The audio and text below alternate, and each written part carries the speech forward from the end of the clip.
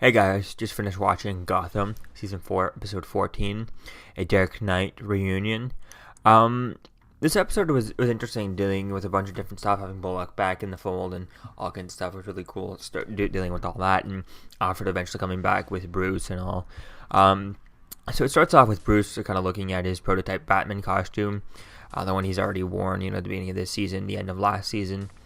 And he ends up throwing the mask in the fire, which is interesting with that, to see how that's going to go. I guess it's kind of the idea that he was done with doing that, even though he ends up going and putting on a costume later on in the episode. It's going to be interesting to see how that plays out with that. I mean, he knows that his full-on destiny now is to be the Batman, the idea of it. And to keep fighting, and he sees that figure. He saw that figure when Ivy kind of poisoned him and stuff, and he had that hallucination. So it's gonna be cool to see that and see kind of the evolution to that. And now that Alfred is back, is he gonna get another costume? What's that other costume gonna look like? How's it gonna be closer and closer towards that ultimate goal? And so it's really cool dealing with that idea throughout this episode with Bruce and Alfred. And then we get Ivy, kills people at the bar that kind of Harvey Bullock works out, and she's looking for him. We get Sophia Falcone, meets with Leslie Tompkins. She's trying to get at Jim Gordon, so she goes through to Leslie Tompkins, and she tried to ask her for 30% of the Narrows, but Leslie Tompkins is not even getting anything from the Narrows. She has the control of it. She's kind of in charge of it, but she's not really kind of taking any percentage of anything type thing. And 30% of the Narrows, which once she starts asking for any percentage, the Narrows just going to fall apart. So Sophia Falcone knows that Leslie Tompkins can't even do that. She'd were to ask for 10%, it wouldn't work. She wouldn't be able to get any of it. So it's cool with that idea. And then we get to Bruce and Alfred kind of, at a dinner. Bruce ends up finding Alfred at a diner, and they kind of meet. And they talk a little bit, but Alfred's not ready to come in and he's waiting for Bruce to accept who he is. Ivy ends up going after Bullock. And then Ivy ends up... And later on we find Bullock, and he kind of he goes off on his own. And Bullock calls Jim and says, hey, you got a lead, come check this out. And when they got there, I was like, there's something's weird, something's off. Because, he didn't want anything to do with Jim, or he wanted to do it all on his own. Now he's calling him in. So he is obviously kind of taking on control. So I was cool with that. He was under Ivy's control, and Bruce goes to see Selena for some help when Alfred kind of fails out, when it doesn't work with Alfred. She tells him just to go, she's too busy to help him. She's dealing with Ivy Pepper. And it was interesting with the Selena stuff and her involved with Ivy. Although I would have liked to have seen maybe just to see Barbara Gordon or Barbara Keene and see what she's up to, and what is her opinion on Selena dealing with this Ivy stuff. I feel like Barbara would not want Selena kind of wasting her time with Ivy and let it be and just kind of move on with it. So I think that would have made more sense to have Barbara kind of stopping Selena to do that, because she's like, no, there's more other priorities to deal with. We have to make money. That doesn't, saving all these people, that's stopping Ivy from killing people doesn't make them money. So I could see that should have been an idea, a story to kind of have her trying to stop or telling Selena to stop doing that. But I could see how that's gonna it would just be another storyline that would have been too much too long for this episode. So it was cool with that.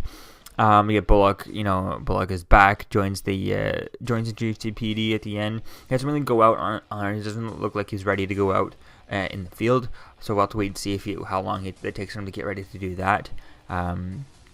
But we'll see how things go with that. And then Bruce is on stage at the Wayne Foundation fundraiser type thing, and he's thanking Alfred on stage. And then Bruce puts on a costume to help people type thing, and that was really cool with that. When he puts on one of the guards' costume, and he puts on the bulletproof vest, then Jim ends up shooting him. And it's unclear when he got shot. Is it when he got shot and he woke back up? Is that something left over from Ra's al Ghul in the Lazarus pit, or is it just the fact that it was because it wasn't too close of a range. I mean, it was a good 20-30 feet away. So it was just unclear whether or not it was just the bullet vest that kind of saved him, or is it kind of the sheer he came back after the Lazarus pit water type thing. And I think that could be an interesting idea to play with. The Lazarus pit water lasting effect kind of really kind of gives him a little bit of a tiny bit of a healing factor type thing that allows him to kind of, his sure will plus the Lazarus Pit idea kind of gives him an idea to kind of keep going and stuff. And I could see Batman doing that idea, having some sort of, maybe if he gets a hold of, we find out that he still has a little bit of the, another dosage somewhere else that no one else knew about, of the Lazarus Pit water that Bruce was kind of hiding, that no one else knew about, that he didn't tell Ivy, that he had hidden, that he wouldn't even know. And I think that could be an interesting idea to see that and play with that idea that, how does Batman keep going through all these years? How does he become super perfectly peak physical health, and how does he become like able to survive all kinds of stuff? Like, was it in the Batman Hush, the opening scenes in that is Batman falling from a really high height, and then what's her face there? I can't think. Has to Huntress ends up having to save him type thing and put him in the cave and stuff. And so I think ideas that he's able to survive these things is because he has some sort of version of the Lazarus Pit water. I think that could be an interesting idea to play with as we go on. But it seems like it's kind of destroyed in this point, especially when Selina and Ivy were playing with it. And I think the idea of using that could use it as some sort of a small healing factor for Bruce, for Batman, as he goes on to that stuff, in a way to kind of hide some of the bruises and things like that.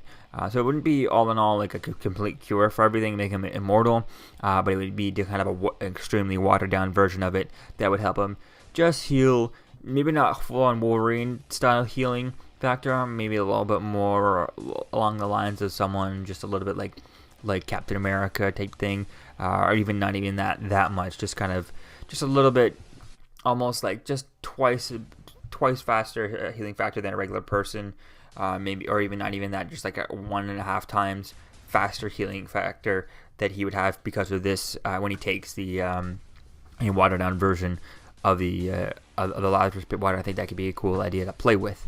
And then we get Selina. Selina ends up showing up at Ivy's place, and they go out through a big fight, and that ends up in a standoff that kind of Selina drops her knife first, and they end up not killing each other, and it's really going to be cool to see how things go with that relationship and how they kind of continue on. It's really kind of fun playing with that. And then we get Sophia Falcone meets with Leslie Tompkins when she kind of summons her kind of to talk about the 30% and giving her information on Jordan instead. Sophia ends up kind of breaking her hand on that, and what's interesting with that, how she breaks her hand and stuff, and that's really going to be cool to see how that plays off. Is she's still going to have the power of the Narrows, or is her power been taken down? How is that going to go? The Narrows going to back her up? We'll have to wait and see where things go with that. I think it's going to be quite fun to see that. I could kind of see the Narrows kind of backing Leslie Tompkins up, because they've never had really a leader like this, and so their first time to have someone to believe into. It would be an interesting idea, especially if they hear that she was supposed to get 20-30% of them, and she kind of lost her hand in order to not take the 30%. I think that could be definitely a motivating idea for the Narrows to rile up and kind of back Leslie Tompkins out, and I think that would kind of make it a more interesting bond between the Narrows and the leader, Leslie Tompkins. How that would play off would be a lot more different, way more loyal relationship than anything else. We have had some loyal relationship between mafia characters and stuff throughout Gotham, but it's only really been like Butch and Don Falcone, Butch and the different people he was working for and stuff. But it never really been like a whole group of people and all of the Narrows kind of backing up Leslie Tompkins. I could see that really being fun to play with.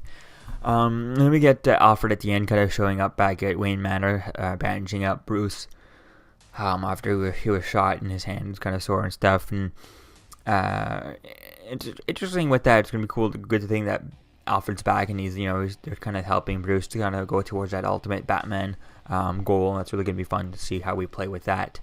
Then we get Jim telling Bullock that about the pig, and how Sophia Falcone was in charge of the pig and actually hired the pig, and he covered it all up, and now he wants Bullock's help taking her out. And we don't get the answer whether or not Bullock's ready to help or not, and it Not really sure from the trailer for next week's episode if he does.